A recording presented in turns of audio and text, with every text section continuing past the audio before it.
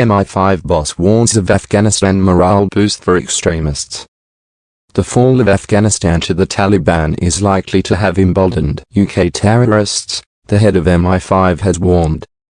Director General Ken McCallum told the BBC that while the terror threat would not change overnight, there could be a morale boost for extremists. And there is also a concern terrorists could regroup and plan well-developed, sophisticated plots, he said. A total of 31 late-stage attack plots have been foiled in the UK in the past 4 years, said Mr. McCallum. That includes 6 during the pandemic period alone, he added. While they were largely Islamic extremist plots, there were also a growing number of attacks planned by extreme right-wing terrorists.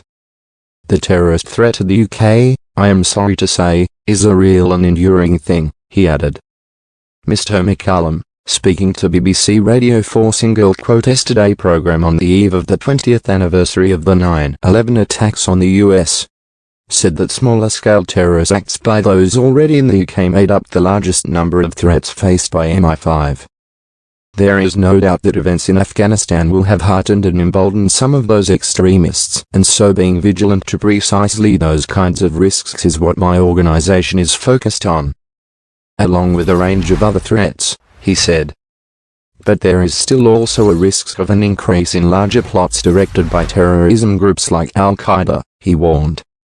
The big concern flowing from Afghanistan alongside the immediate inspirational effect is the risk that terrorists reconstitute and once again pose us more in the way of well-developed, sophisticated plots of the sort that we faced in 9/11 and the years thereafter, Mr. McCallum said.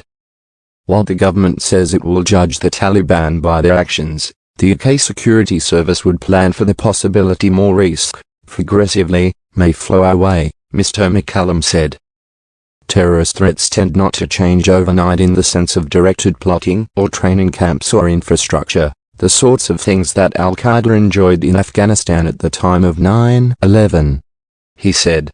These things do inherently take time to build, and the 20-year effort to reduce the terrorist threat from Afghanistan has been largely successful. But what does happen overnight, even though those directed plots and centrally organized bits of terrorism take a bit longer to rebuild?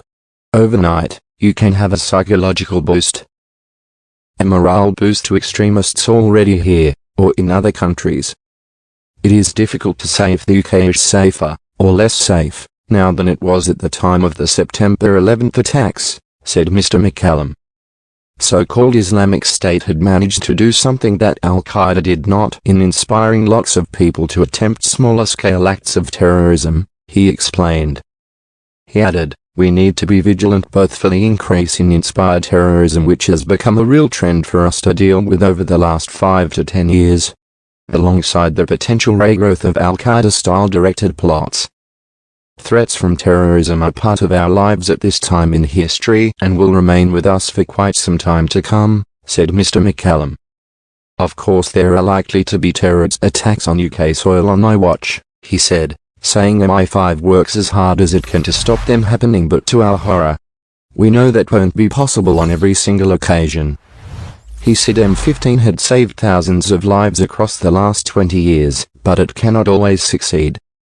Former Chief of the UK Defence Staff General Lord Richards said he believes we are closer to another 9/11 following the US and UK's withdrawal from Afghanistan. I fear the Taliban and some extremist jihadist groups are, whatever they like to say, in each other's pockets, he told LBC.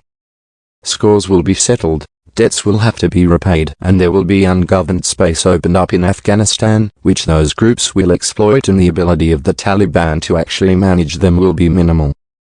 Tony Blair, Labour Prime Minister at the time of the 9/11 attacks, told Today, we need to decide whether this radical Islamist threat is a real first-order security threat or not. If it is, we need to combine the leading powers of the world, and we have got to construct a long-term strategy where we have the staying power to see it through and to defeat them.